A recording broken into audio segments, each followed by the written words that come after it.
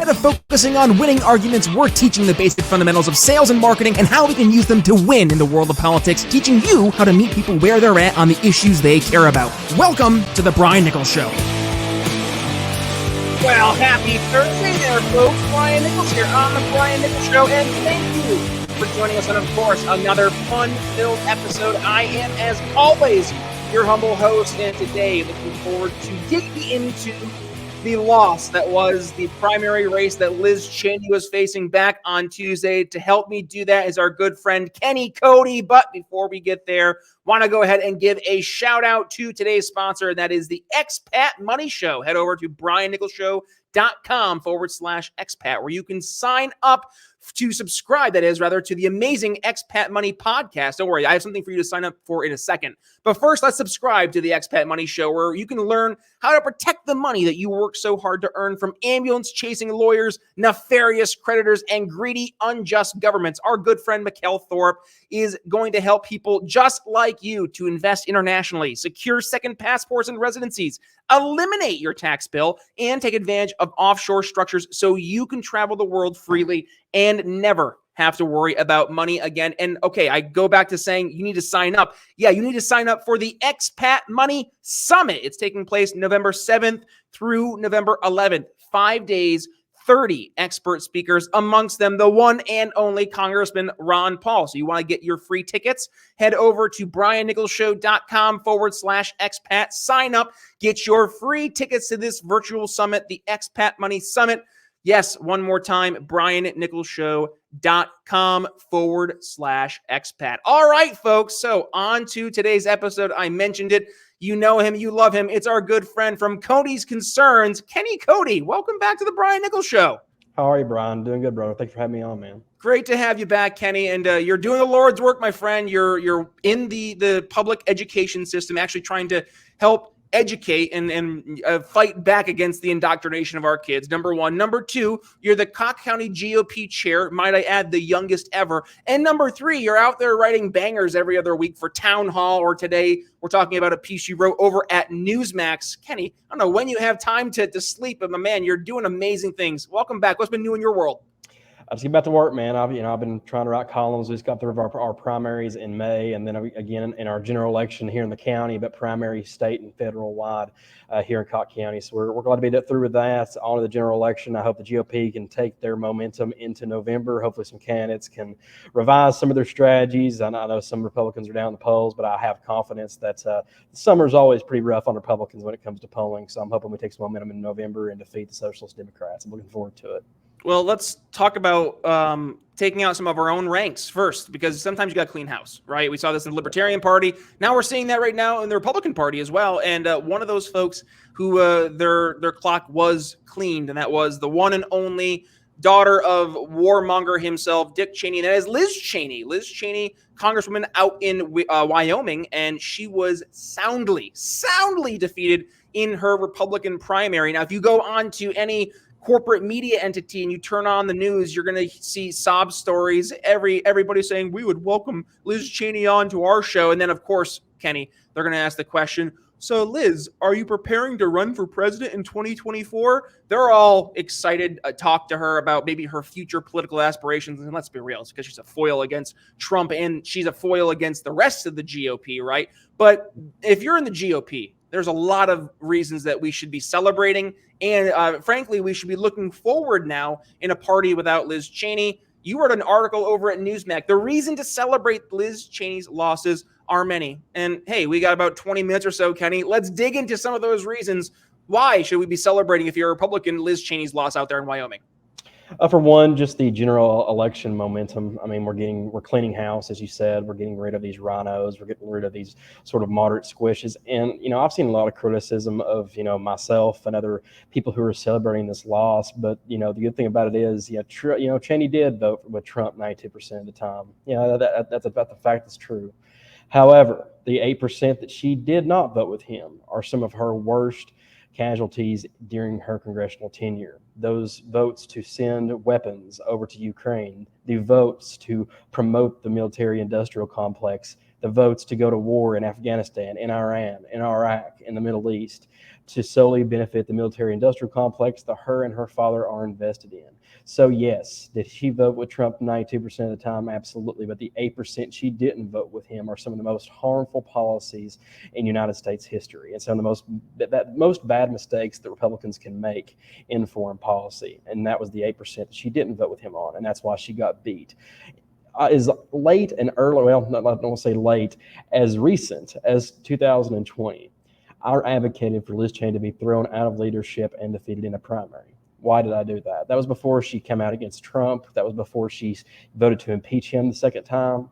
The reason I did that was because she was advocating for primarying one of the best, if not the best, member of Congress, Thomas Massie. She donated to a white supremacist primary challenger. Her and Mike Turner both gave him donations and had to withdraw those donations, or at least requested their donations to be withdrawn because he was a white supremacist. But the reason that Thomas Massie was being primaried is because he wanted people to go on the record in funding war, and wanted people to go on, Republicans themselves, holding his own party accountable. Because at that time, even in as recent as 2020, the Republicans were not necessarily an anti-interventionist party. We had about 30 members, maybe even 20 that were pretty anti-interventionist. But now, with this new breed of Republicans like Marjorie Taylor Greene, Lauren Boebert, Matt Gaetz, Thomas Massie, and others, we have this new breed of Republicans that are anti-interventionists and are anti-war, advocating for defunding the police, defunding the NSA, the ATF. We're libertarian Republicans who are this new breed that are the most hated. And I can see why, because they disagree with the establishment Republicans like Liz Cheney.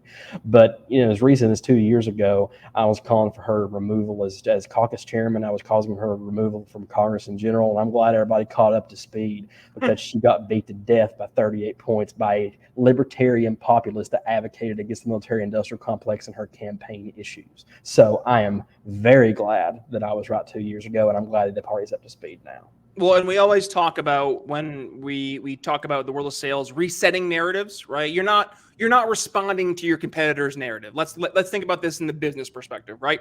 Yep. If I'm competing with somebody, I am not responding to the claims or the positions that they're framing me in. How does that help me? If they're saying, yeah, well, company A over there with Brian, their prices are really, really expensive. If I go in and I'm responding to that narrative saying, listen, my prices are really expensive and here's why, now I'm playing their game, versus, and this is going back to the importance of what we saw here with Liz Cheney losing, and that is reclaiming narratives, resetting narratives. And it shows why it was so important. When you look at the way that Liz Cheney has been personified, especially in the corporate press, is what, Kenny? She's personified as a conservative, a true, rock rib Republican. Her dad was Dick Cheney, the vice president of George Bush, and they think that this matters, and that that they can actually gaslight your average American, because before they could have, right? They could have made that argument that, well, she is a conservative, and that would be the likes of everybody that would be in power. But now your average voter, they see past that, and that's frankly why you're seeing folks like Harriet Hageman go ahead and not just beat Liz Cheney, but absolutely pummel her, and doing so on a populist message, as you mentioned, but taking a populist approach that it's focusing on reclaiming narratives. It's focused on reclaiming truth, reclaiming what is and is not true and factual. I had back, I forget, must have been like sometime in the middle of COVID, our good friend Britt there on the show from Freckles and Britt show. And we talked about the importance of words mattering. And this carries through to where we are today. Words matter, principles matter, and consistency matters. Now, Liz has been consistently wrong, and let's focus on some of those areas. You mentioned a few of them. I wanted to touch on really quickly her admonishing John McCain, of all people, about torture. Now, let's just touch on Liz Cheney and torture. And Kenny, I'm sure you could go on a little bit more in detail about just how horrific her approach to torture was. Sure. I mean, somebody like John McCain, who, even though I disagree with everything that he ever stood for in terms of neocon foreign policy, in terms of caving on healthcare bills and all of his other failures while he was in the Senate, he was a prisoner of war himself. He was tortured himself when he was in war. And he knew how maniacal that torture really is. And you have somebody like Liz Cheney telling a prisoner of war that torture is a good thing for the United States to be practicing. And this doesn't come as a surprise because her and her father have advocated for measures like this, whether it's in the Middle East, whether it's in our own country, that the federal government needs to punish people and needs to make sure that the sovereignty is protected and democracy is protected by torturing people and killing children like they've advocated for all of their careers. And Dick Cheney continues to do that. The reason that Dick Cheney and Liz Cheney don't like Donald Trump and don't like the new populist movement isn't because of election integrity and the integrity of January 6th and the awful event that it was. No.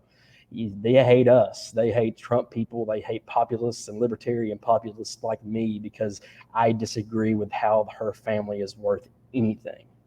And one of the best things that I've heard is, I saw Dan Rather and a couple other media people saying this is the death of the Republican Party. I say I piss on its grave if it's with the party of Liz Cheney and Dick Cheney. The new Republican Party is a populist libertarian message that rejects the establishment war perspective, rejects the propping up of the ATF and the propping up of the FBI and CIA and the NSA. If that is the Republican Party of past, then I say to Liz Cheney, her father, and other neocons that propped this party up before, good. I hope it dies a meaningful death and a new party can rise up. And that's exactly what is happening. With all these impeachment Republicans getting primaried, with Liz Cheney herself in Wyoming being beat by 38 points. And let's not forget that this is the same woman who uses any other issue to try to prop herself up. She actually admonished gay marriage when she was running for Senate and denounced her own sister's marriage when she was trying to appeal to the Republican primary voters in Wyoming when she was going to run for Senate. Not for Congress, but for Senate. She actually lost. So let's not forget this is the same woman who will use and prop up and virtue signal any single issue in order to prop herself up. And her net worth actually increased by 600% the last 2 years in Congress because she has used January 6th and election integrity and anti-Trump messaging to earn money. This isn't a woman who deserves anything to feel sorry for. This is not a family that deserves any of our admiration or any of our motivations. If that is the Republican Party that is dead now, then I'm glad it's dead and it should be dead and buried. Well, if you're a Liz Cheney fan or a neocon fan and this conversation's pushing you to drink, well, no worries. I have a perfect wine for you. Blood of Tyrants. Listen more.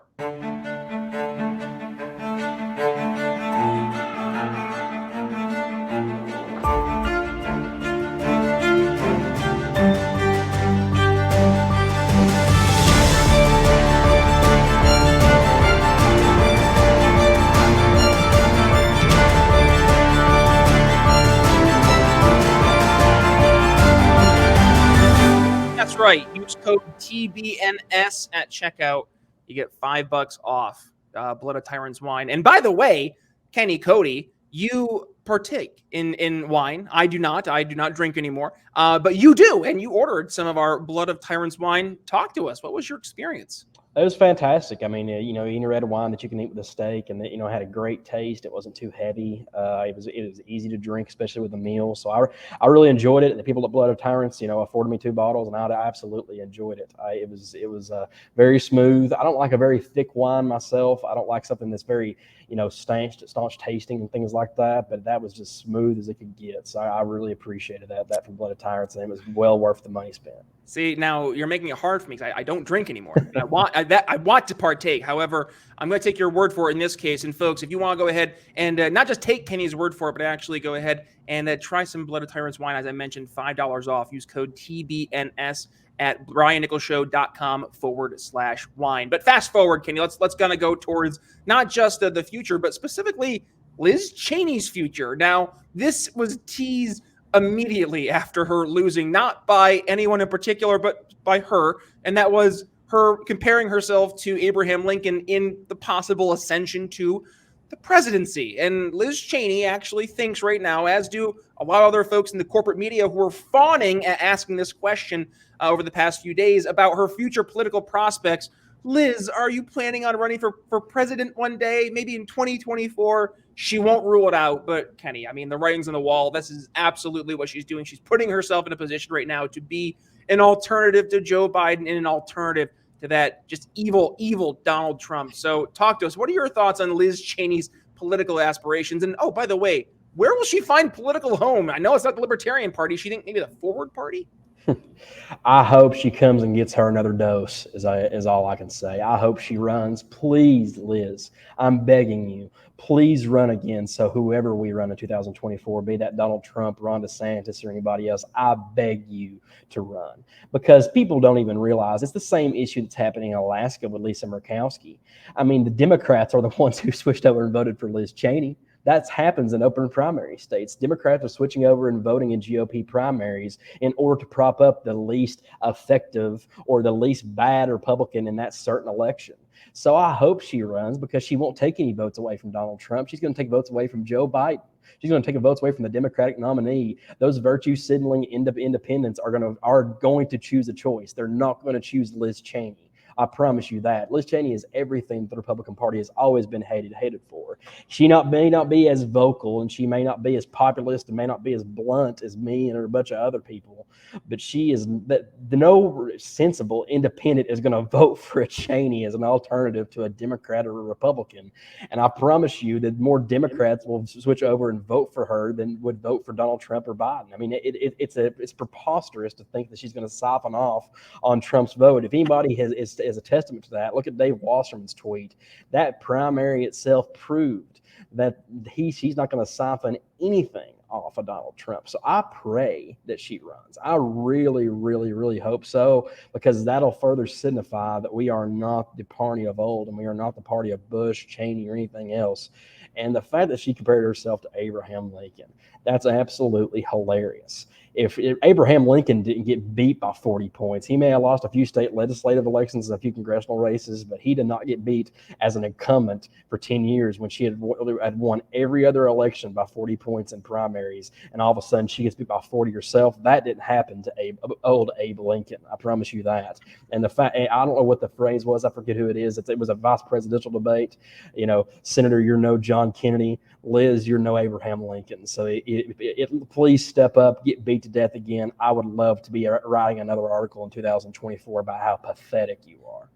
Well, and it speaks to hope, right? And this is a message to my libertarian friends, big L libertarian friends, right? So I was down at Young Americans for Liberty, Revolution 2022, and I got to hang out with a lot of the Republicans there who are running as big R Republicans, but with small L libertarian principles. And I got to tell you, it feels like the momentum, the energy, and seeing the votes like this take place, it is not with the neocons. The Republican Party of yesteryear is no more, just like the Libertarian Party of yesteryear is no more. Now, that is not to say that we need to run awesome libertarian candidates. As a matter of fact, I encourage that, and I bring a lot of those candidates on, especially when there are no good Republicans in the race, when we have only our Liz Cheneys versus the alternative version, which is going to be a Democrat. And we need to have a real third choice, but not just a third choice, a real alternative, bring different solutions. And thank God we're seeing a Libertarian Party now leading more effectively, but we're seeing a Republican Party do so as well. So I think it is important for us to acknowledge, hey, good job, GOP, good job on cleaning house, and good job on starting to focus more on a lot of the issues that, frankly, we've been talking about for 40, 50 years in the Libertarian Party. I mean, I'm hearing my Republican friends now echoing they want to abolish the FBI and the Fed. They're looking at getting rid of the IRS. They're against public schools. I'm like, what's happening? Like, when did you start adopting the language that I was called a radical for just maybe 2-3 years ago? But that's where the Republican Party is at, and we should be encouraging more folks to go that route if that's the route that's easier for them to get towards liberty. Our goal is not to get folks to align themselves with a particular party. Our goal is to get our country more free, to make individual people's lives more free, to help get our grandkids to have a more free society where they're not straddled with tens of thousands of dollars of debt, soon to be hundreds of thousands of dollars of debt, the moment that they enter into this world. So we have an obligation to help change people's minds the best way we can. And what do we always say, folks? It's to meet people where they're at. on the issues they care about. If they think that the only way to get liberty into action is to use the Republican Party, then who are you to fight them on that? Help them at least navigate the right people to support, or at the very least, the people they should not be supporting, like the Liz Cheneys, like the Bill Cristols, like the Dick Cheneys, the George Bushes, the Bush empire, the Cheney empire. They are gone. They're no longer in control of the GOP. That is something that if you were to say that in 2015, you would have been laughed at. But Donald Trump, the business tycoon from New York City, enters the race in 2015 and completely changes the political landscape on its head. So, Kenny, with that being said, I know we're already hard pressed for time here. You wrote this banger over at Newsmax, and obviously you've been doing a lot more great stuff, not only at Newsmax, but at Town Hall and a number of other organizations. So if folks want to go ahead and not only continue the conversation with you, but go ahead and read some awesome work that you've been doing, where can they go ahead and do that? Yeah, so I wrote a piece about it actually just last week. It's called An Authoritarian Regime If You Can Keep It, about the FBI's raid of Donald Trump's Mar-a-Lago. And I also wrote about the IRS getting funding through by the way, I am against Senate Republicans as well that voted for the bill that would increase IRS funding to hire 87,000 IRS agents and arm them with handguns and weapons of war. So, our federal government is becoming militarized. Our federal government is becoming too large at all levels. So please go and read my writing criticizing both Republicans and Democrats on these types of issues at townhall.com, at newsmax.com. And if you want to follow me on Twitter, I always post my most recent article as my pinned tweet. You can follow me right down here, right here at KDCodyTN. That's the same on True Social. You can find me as Kenny Cody on Instagram and Facebook. Please add me. Let's be friends. Let's start conversations, and let's push liberty through whatever avenue we can find. Amen. Final thoughts for the episode today. I'll start with mine, Kenny, and that is the importance of speaking truth to power, regardless of whether it's popular or not, frankly. And that's actually the exact episode I aired there yesterday, folks. It was specifically addressing how Ron Paul in 2008 led the charge, and he made it so it was not as difficult for us today to talk about these issues, because he was talking about them on the main stage, even when it wasn't popular, when he was not, when he was not the main opinion on stage. The main opinion on stage was Rudy Giuliani, was the likes of the Dick Cheneys. It was the likes of the neocons that were on that stage that were leading the conversation. And Ron Paul spoke truth, and he did so despite the crowd that he was facing against. So it's important for us to do that as well. I'll make sure if you're out here on the YouTube, I'll include that for you right here below us. So just go ahead, click that in the final little video link there at the end of the episode, and it'll bring you right over. That's my final thoughts. Kenny, final thoughts for you. Well, just a message until it's all your Libertarian Party friends. I'll go ahead and tell you guys, I'm not locked into the GOP that much either, or I wouldn't be appearing on these types of podcasts by Libertarian Party members such as Brian. But my message to you is celebrate this. Celebrate losses of neocons that have been pretty much pushing against libertarian values for 20 years. Don't try and paint it like, oh, we shouldn't be celebrating this because the only reason she lost was because of Donald Trump. No, let's celebrate neocons being beaten primaries and warmongers being beaten primaries, because I promise you that the Republican Party is changing for the better, no matter if you like it or not. I know that a lot of people don't want the Republican Party to be better. I know a lot of libertarians don't, and I understand why, because that's the problem of the Libertarian Party. But for once, can we just join hands and kind of wish that, one of the major parties is starting to realize that the past is the past and the future is the future. So please, I beg you, if you're a Libertarian Party and you're part of the Republican Party and you just hold libertarian values, let's join hands and actually signal and celebrate that a warmongering sycophant like Liz Cheney is no longer going to be in the halls of Congress anymore. And if she runs again, she'll get beat to death.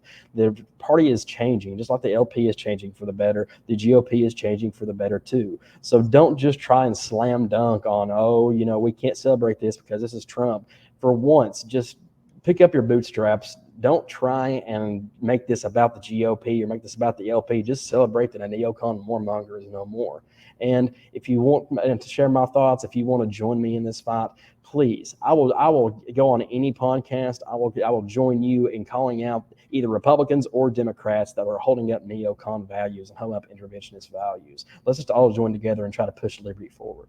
Amen. And you know what, Kenny? I saw that on full display there down in Florida. It gives me renewed hope. I know I'm going to be speaking out here at a Libertarian Party event just this next weekend. So I'm looking forward to that here in Indiana. And I'm going to be hopefully bringing the same energy I brought down there to Florida to the Libertarian voters that I brought to those young voters in Young American for Liberty Rev 2022. And that is the sense of optimism, because yes, the energy is on our side so long as we continue to meet people where they're at. So with that being said, folks, thank you for joining us on today's episode. I will include Kenny's banger of an article there at Newsmax in the show notes. So please go ahead and give that a click. And by the way, if you have not gone ahead and followed Kenny on social media yet, what are you doing? Go ahead and follow him, please. And when you do, give him a shout and let him know I sent you his way. With that being said, yes, for our audio listener, by the way, if you did not know, we have a YouTube version of the podcast. So please go ahead, click the artwork in your podcast catcher. It'll bring you over to briannicholsshow.com,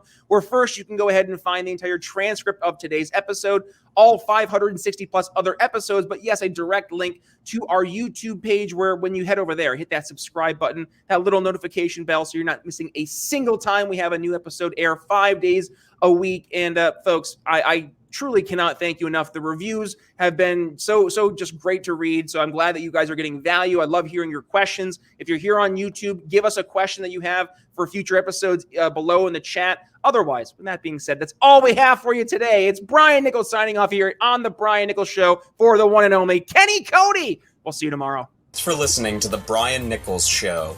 Find more episodes at briannicholsshow.com.